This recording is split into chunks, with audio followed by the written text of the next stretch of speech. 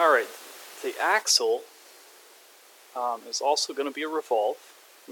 It's a little more complicated than the link peg and hitch peg, but not too much. So I'm just going to start out by kind of eyeballing the size. I know it's about 1.25 inches long, so that's a little bigger than it needs to be. Let's just get it close. I'm not worried about it being perfect.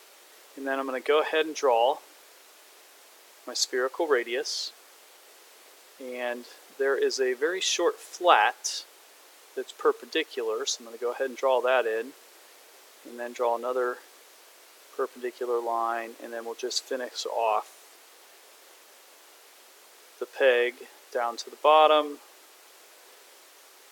Okay, so we just have the basic overall shape. Now the other thing is the top of that is also flat. So I'm going to also draw a flat line,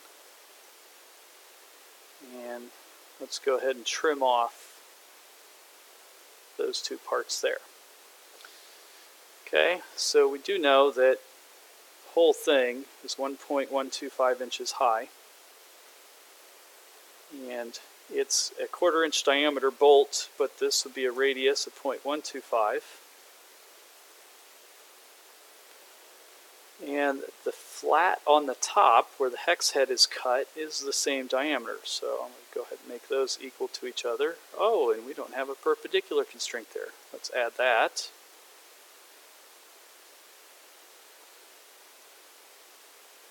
And then this dimension here,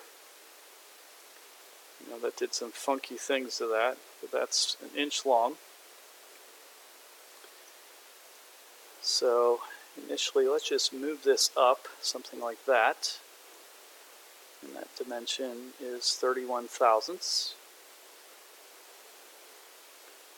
And then the spherical radius is 0.236. Okay, so there's the full profile for the axle. So we can go ahead and revolve. And what we need then is a sketch for the hex head on the top. So this is designed to take an Allen wrench to tighten it. So we'll just grab our polygon tool. And let's go ahead and make one of the horizontal or vertical so it fully constrains it, and the distance across the flats is 5/32 of an inch. We'll go ahead and put that in. So now that's fully constrained, and that would be a cut extrusion of 111 thousandths. Okay, this axle is also supposed to have threads. So we'll go ahead and select the face of the threads. They're not full length. They're offset 1/4 of an inch. And if you get it going on the wrong end, it's all in the wrist. So let's go ahead and delete that. Let's try to put it on this end. Let's see if that worked that time. Nope, still on the wrong end. This is the most frustrating tool in all of Inventor. So let's click on this end of it.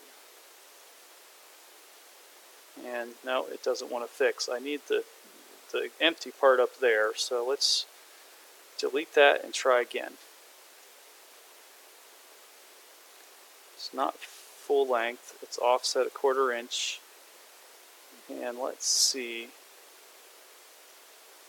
Oh, there we go. Now, so that's the key. If we type this number first, then as we hover, we can see where it's going to go.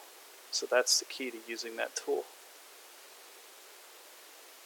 Okay, and the default thread size on 1/4 inch is 1/420. I didn't even bother going to that tab, but that's what it would be.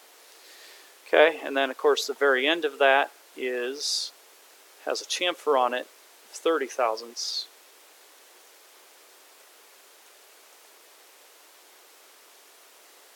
Okay, now the only thing about those threads, of course, as we may have talked about, is those threads are not actually built. It's just a picture of the threads. If we actually would want to build the threads, we would have to use a coil tool, which is up here. So that gets a little more complicated, but for the purposes of the train project, we're good here.